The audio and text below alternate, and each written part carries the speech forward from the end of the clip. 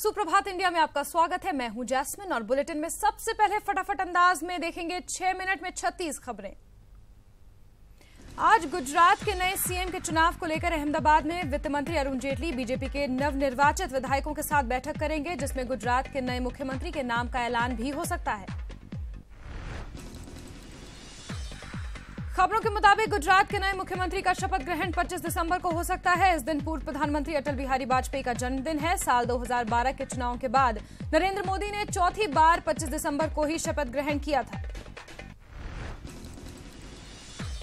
हिमाचल प्रदेश के नए मुख्यमंत्री के नाम का ऐलान आज विधायक दल की बैठक में किया जाएगा। गुरुवार को शिमला में पर्यवेक्षक निर्मला सीतारमण और नरेंद्र तोमर ने पार्टी विधायकों के साथ बैठक की और उनकी राय ली।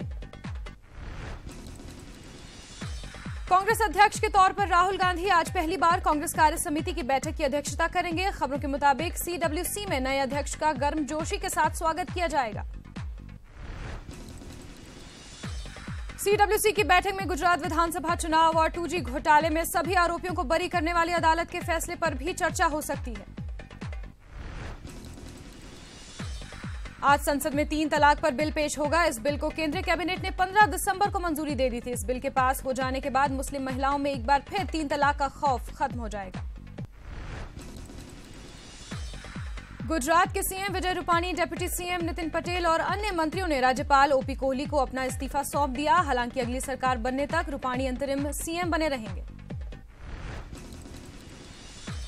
2G घोटाले में पटियाला हाउस कोर्ट ने सीबीआई विशेष अदालत ने पूर्व दूरसंचार मंत्री ए राजा और डीएमके सांसद कनिमोझी समेत सभी 17 आरोपियों को बरी कर दिया है। 2G घोटाला 1,76,000 करोड़ रुपए का था। 2G स्पेक्ट्रम केस में विशेष सीबीआई अदालत के फैसले के खिलाफ ईडी अपील करेगी। इस केस में कनिमोझी और ए राजा समेत 17 आरोपियों को बरी कर दिया गया है। घोटाले में आरोपी बनाए गए तत्कालीन दूरसंचार मंत्री ए राजा ने कहा कि उनके कार्यकाल में ही संचार क्रांति आई, लेकिन उन्हें ही अपराधी बना दिया गया। केस में आरोपी डीएमके में राज्यसभा सांसद कनिमोझी ने कोर्ट के फैसले का स्वागत किया। उन्होंने बताया कि इंसाफ किया गया है। डीएमके परिवार के लिए बड़ा दिन है। 2G घोटाले में कनिमोझी के बरी होने के बाद कांग्रेस नेता गुलाम नबी आजाद और आनंद शर्मा ने उनके आवास जाकर मुलाकात की और उन्हें बधाई दी। 2G घोटाले का फैसला आने के बाद चेन्नई में भी जश्न मनाया गया। डीएमके नेता एमके स्टालिन करुणानिधि से मुलाकात की। उनके आवास पर भी जश्न का माहौल था। 2G स्कैम का फैसला आने के बाद दिल्ली में डीएमके समर्थकों ने जमकर जश्न मनाया, सड़क पर आतिशबाजी की और खुशी का इजहार किया। पूर्व प्रधानमंत्री मनमोहन सिंह ने 2G घोटाले के फैसले का स्वागत किया है। उन्होंने खुशी जताई कि कोर्ट ने यूपीए के खिलाफ किए गए प्रोपेगेंडा को नकार दिया और उन पर लगाए सभी आरोप गलत साबित हुए। 2G घोटाले के याचिकाकर्ता और बीजेपी नेता सुब्रमण्यम स्वामी कोर्ट के फैसले से निराश नहीं है। स्वामी ने बताया कि सरकार को इस फैसले के खिलाफ ऊपरी अदालत में अपील करनी चाहिए। सुब्रमण्यम स्वामी ने पूर्व अटॉर्नी जनरल मुकुल रोहतगी की भी जमकर खिंचाई की। उन्होंने कहा कि रोहतगी 2G घोटाले के आरोपियों के वकील रहे हैं। पूर्व अटॉर्नी जनरल मुकुल रोहतगी ने सुब्रमण्यम स्वामी को झूठा बताया। उन्होंने कहा कि इसमें कुछ लोगों के लिए 2012 में सुप्रीम कोर्ट में पेश हुए थे, लेकिन अटॉर्नी जनरल बनने के बाद इस केस से उनका कोई लेना देना नहीं है। 2G घोटाले पर आए फैसले पर वित्त मंत्री अरुण जेटली ने कांग्रेस को लताड़ लगाई। उन्होंने बताया कि कांग्रेस कोर्ट के इस फैसले को ईमानदारी का सर्टिफिकेट न समझे। वित्त मंत्री ने बताया कि 2G पर 2012 में सुप्रीम कोर्ट ने लाइसेंस रद्द किया था। बिना नीलामी के 2G लाइसेंस बांध दिए गए। इसमें अनियमितता बरती गई थी। 2G घोटाले के फैसले पर समाज सेवी अन्ना हजारे ने भी अपनी राय दी है। अन्ना हजारे ने कहा कि सरकार के पास अगर सबूत हैं तो उन्हें हाईकोर्ट में मामला ये ले जाना चाहिए। पूर्व क्रिकेटर और सांसद सचिन तेंदुलकर राज्यसभा में पहली बार बोलने से चूक गए। इस दौरान सदन में हंगामा हो गया और खेलने के अधिकार पर तेंदुलकर के विचार जानने से देश वंचित रह गया। उत्तर प्रदेश के मुख्यमंत्री योगी आदित्यनाथ आज मुंबई में रोड शो करेंगे। योगी अगले साल फरवरी में लखनऊ में आयोजित होने वाले निवेशक सम्मेलन 2018 में कारोबारियों को लुभाने के लिए ये रोड शो करेंगे। प्रद्युमन मर्डर केस में 16 साल के आरोपी छात्र को आज गुरुग्राम की सत्र अदालत में पेश किया जाएगा। पिछली सुनवाई में जुवेनाइल जस्टिस बोर्ड ने आरोपी छात्र के खिलाफ एक बालिग व्यक्ति की तरह मुकदमा चलाने की बात कही थी। पाकिस्तान जासूसी के आरोप में जेल में बंद कुलभूषण जाधव को जल्द फांसी नहीं देगा। पाक विदेश मंत्रालय ने बयान जारी कर ये बता दें कि पाक ने कुलभूषण की मां पत्नी को वीजा दे दिया है, जो 25 दिसंबर को कुलभूषण से मुलाकात करेंगे। गुजरात के भरूच के दोरेल गांव के पास एक ईवीएम से भरा ट्रक पलट गया। बताया जा रहा है कि जंबूसर विधानसभा का ईवीएम भरूच कलेक्टर ऑफिस में जमा करवाने के लिए ले जाया जा रहा था। आरजेडी के बंद वक्त आरजेडी समर्थकों ने उत्पात मचाया। आरजेडी समर्थकों ने कई जगहों पर तोड़फोड़, हंगामा और आगजनी की। आरजेडी के उत्पात के चलते कटिहार और हीजापुर में रोड जाम के चलते मरीज की जान भी चली गई। जम्मू कश्मीर के उधमपुर में करीब 1100 लोग नहर के नीचे रहने को मजबूर हैं। यहां नहर का पानी का लीक हो रहा है, जिससे स्थानीय लोग डरे और सहमे हुए हैं। लोगों के मुताबिक प्रशासन उनकी सुध नहीं ले रहा है। यूपी के मुरादाबाद में पुलिस ने एक ट्रक से चेकिंग के वक्त लाखों की शराब की बोतल जब्त की है। इसके साथ ही पुलिस ने 2 लोगों को भी गिरफ्तार किया है। पुलिस के मुताबिक ये ट्रक हरियाणा से लखनऊ जा रहा था। फिल्म स्टार सलमान खान और एक्ट्रेस शिल्पा शेट्टी के खिलाफ वाल्मीकि समाज के लोगों ने प्रदर्शन किया। इन लोगों ने सलमान और शिल्पा पर वाल्मीकि समाज का मजाक उड़ाने का आरोप लगाया है। ओडिशा की राजधानी भुवनेश्वर में एक निजी कॉलेज में एमबीबीएस फर्स्ट ईयर की छात्रा के साथ रेप हुआ। खबरों के मुताबिक पीड़ित छात्रा के साथ कॉलेज कैंपस में ही रेप हुआ। पुलिस ने आरोपी को गिरफ्तार कर लिया है और उसे कोर्ट के सामने पेश किया। संयुक्त राष्ट्र महासभा में अमेरिकी राष्ट्रपति डोनाल्ड ट्रंप को झटका लगा है। गुरुवार को यूएन ने एक प्रस्ताव पास कर अमेरिका से यरूशलेम को इजरायल की राजधानी के तौर पर मान्यता देने के फैसले को वापस लेने को कहा। इस प्रस्ताव का भारत समेत 128 देशों ने समर्थन किया, जबकि सिर्फ 9 देशों ने ही प्रस्ताव के विरोध में वोट दिया। भारतीय टीम के कप्तान विराट कोहली और बॉलीवुड एक्ट्रेस अनुष्का शर्मा की शादी का रिसेप्शन दिल्ली में एक होटल में आयोजित किया गया। विरुष्का की इस रिसेप्शन पार्टी में प्रधानमंत्री नरेंद्र मोदी भी आशीर्वाद देने पहुंचे। भारत और श्रीलंका के बीच T20 सीरीज का दूसरा मुकाबला आज इंदौर में खेला जाएगा। सीरीज में बने रहने के लिए श्रीलंका को यह मैच हर हाल में जीतना होगा। और अब खबरें विस्तार से। 2G घोटाला मामले में सीबीआई कोर्ट ने पूर्व केंद्रीय मंत्री ए राजा और कनिमोझी समेत कुल 17 आरोपियों को बरी कर दिया है। कोर्ट ने साफ कर दिया कि सीबीआई केस में पर्याप्त सबूत पेश नहीं कर पाई। ऐसे में क्या माना जाए कि देश का सबसे बड़ा घोटाला भी सिस्टम की खामियों का भेंट चढ़ गया।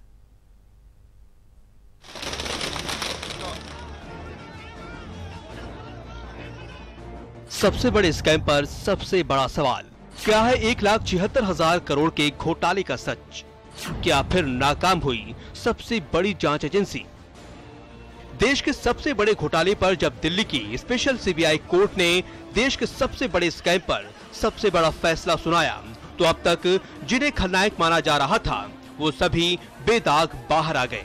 We are very happy justice has prevailed and it's a big day for the DMK and my family. कल तक जो सवालों के घेरे में थे, अब सवाल पूछने की बारी उनकी थी कि इन्होंने ये आरोप लगाया कि हम स्कैमस्टर पार्टी हैं। आज सिद्ध हो गया कि कोई स्कैम नहीं था, कोई करप्ट मोटिव नहीं था और कोई लॉस नहीं था। इन्होंने मेरे ऊपर व्यक्तिगत आरोप लगाया कि मैं ऐसी थियरी कह रहा हूं कि जीरो लॉस, आज वो सिद्ध हो गई। 2G घोटाले का इतिहास आपको बताएंगे, लेकिन पहले आपको बता दें कि ये फैसला उस घोटाले पर आया है जिसने भारत के सियासी इतिहास को सबसे ज्यादा प्रभावित किया है।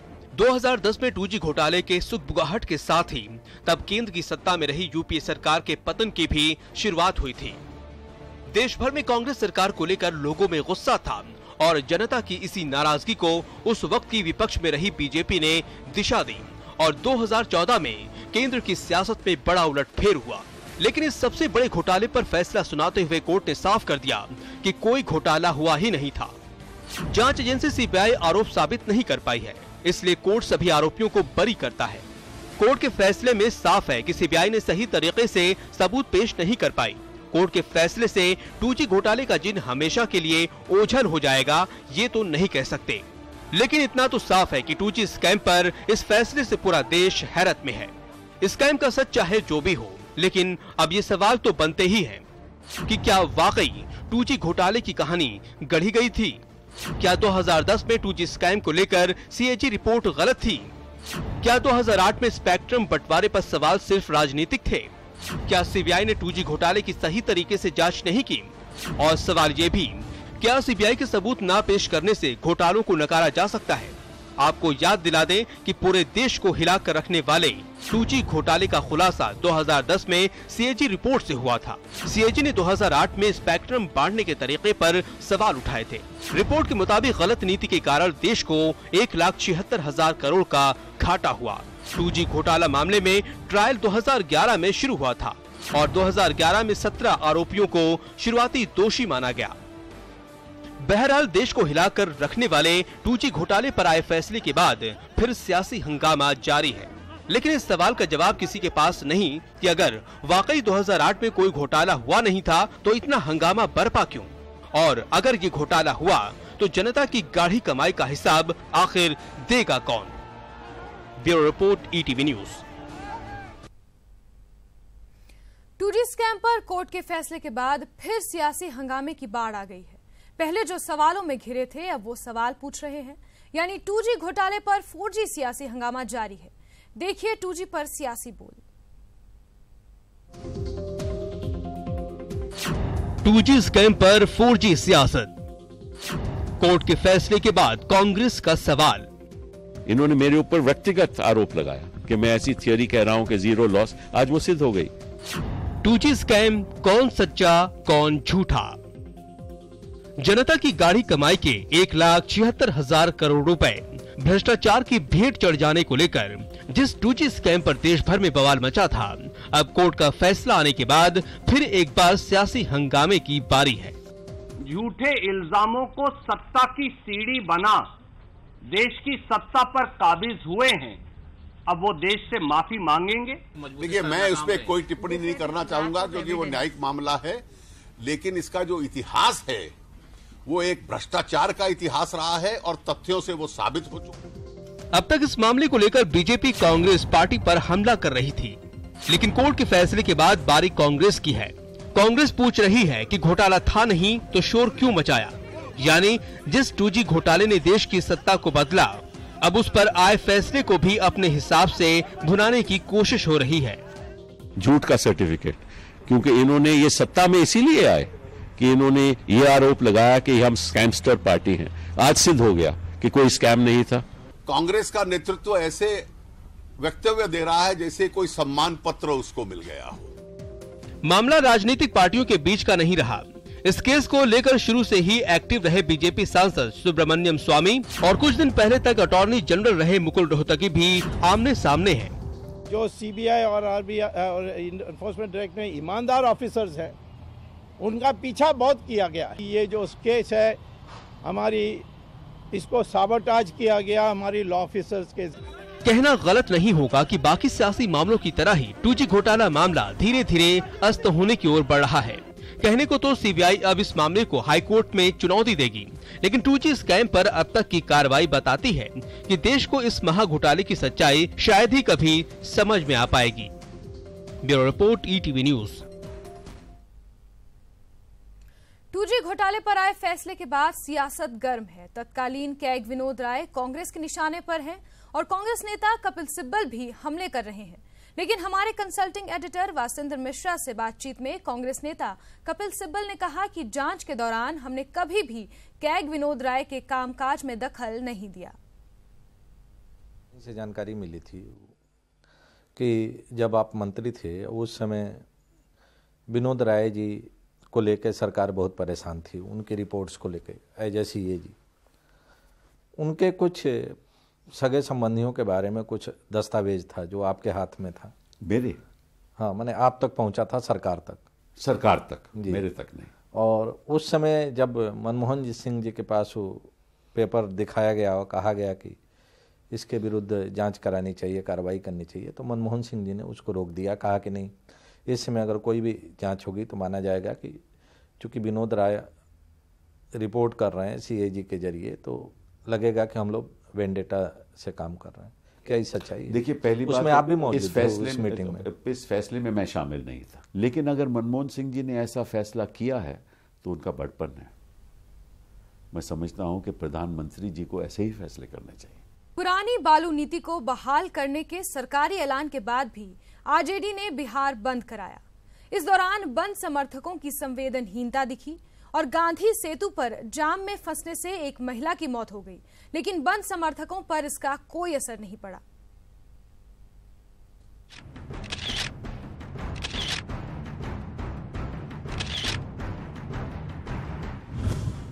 RJD के बिहार बंद का साइड इफेक्ट। हाजीपुर में जाम में फंसा एम्बुलेंस। एम्बुलेंस के अंदर महिला मरीज की मौत।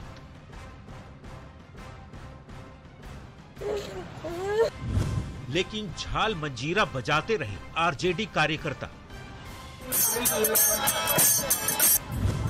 जी हां, इन दो तस्वीरों को देखिए।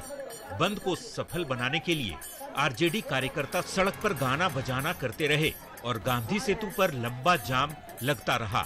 हर कोई परेशान होता रहा और एम्बुलेंस में जिंदगी की जंग लड़ रही एक महिला तड़पती रही। तड़पती महिला की चीखें RJD कार्यकर्ताओं के ढोल मजीरे के थाप में दब गई। आखिरकार तड़पते हुए महिला की मौत हो गई, लेकिन इस हठधर्मी बंद समर्थकों पर इसका कोई असर नहीं पड़ा। 7 बजे सुबह में चले थे, हार्ट अटैक आया था, पटना जा रहे थे, लेकिन पैर नंबर 1 के पास से आगे गाड़ी को जाने नहीं दिया। अच्छा, वहीं पे फिर 2 चक्कर मारे, लेकिन कहीं कोई उपाय नहीं दिखा, तो अंत में जड़वा में हॉस्पिटल में एडमिट कराने के क्रम में आए, लेकिन वहाँ पर पता चला कि डेथ हो गई। कौन है आपकी? क्या प्रॉब्लम था इनको? हार्ट अटैक आया था। प्रशासन के लोग इसमें मदद नहीं किए? प्रशासन के लोग कुछ खास नहीं। ये कोई एक जगह की बात नहीं, पूरे बिहार में जगह जगह, शहर शहर RJD कार्यकर्ता सड़क जाम कर प्रदर्शन करते रहे, हंगामा करते रहे और लोग परेशान होते रहे। अब बड़ा सवाल है कि आखिर ये कैसी संवेदनहीन सियासत है? सियासी फायदे के लिए लोगों की जान से खिलवाड़ क्यों? लोगों की जिंदगी जरूरी है या बंद? Bureau report, ETV news. चोर और चोरी की वारदात तो आपने बहुत देखी और सुनी होगी, लेकिन क्या आपने कभी चोरी करने गए चोर की ईमानदारी जागते देखी है? चलिए आज हम आपको दिखाते हैं ऐसे ही चोर को।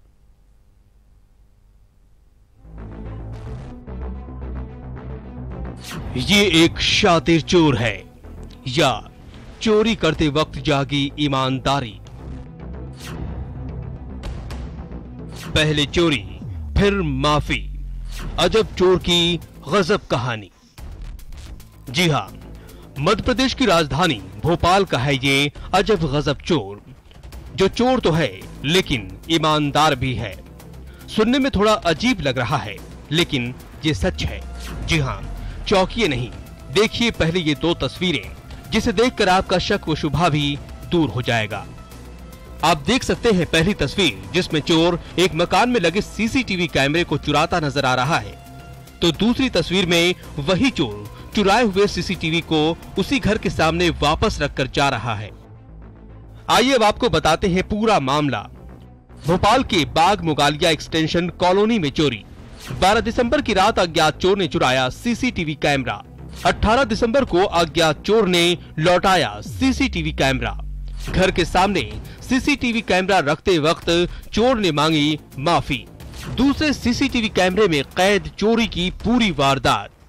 आप देख सकते हैं 12 दिसंबर को चोरी की ये पूरी वारदात। ये अज्ञात चोर किस तरह सन्नाटे का फायदा उठाते हुए रात के 11:15 बजे घर के लॉन से CCTV कैमरे पर हाथ साफ कर रहा है। आपको बता दें कि ये घर है एक कैटरिंग चलाने वाले संदीप सिंह का। हालांकि चोर की ईमानदारी से खुश होकर मकान मालिक संदीप ने इसकी शिकायत पुलिस में नहीं की और बिना पुलिस की खोजबीन किए ही 6 दिन बाद चोरी किया हुआ सीसीटीवी कैमरा उसी घर के सामने चोर ने वापस रख दिया और जाने से पहले माफी भी मांगी। हालांकि इस चोर ने ऐसा क्यों किया ये तो वही जानता है, लेकिन चोरी का सामान वापस रखते वक्त उसने अपनी गलती का एहसास जरूर जाहिर किया, जो बताता है कि इसमें ईमानदारी अभी जिंदा है। Manoj Rathore, ETV news, Bhopal.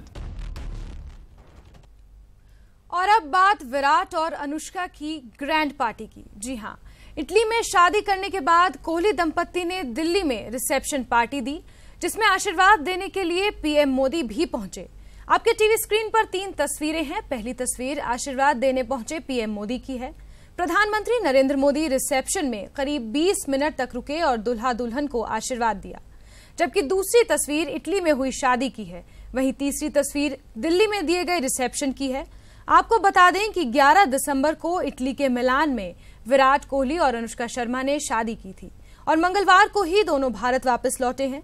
दिल्ली की इस ग्रैंड रिसेप्शन पार्टी में चुनिंदा लोगों को ही निमंत्रण दिया गया था। विराट और अनुष्का ने 26 दिसंबर को मुंबई में भी रिसेप्शन पार्टी रखी है। हालांकि इसमें टीम इंडिया के मौजूदा खिलाड़ियों के साथ ही क्रिकेट के कई बड़े दिग्गज शिरकत करेंगे। और इस बुलेटिन में इतना ही। दीजिए इजाजत। नमस्कार।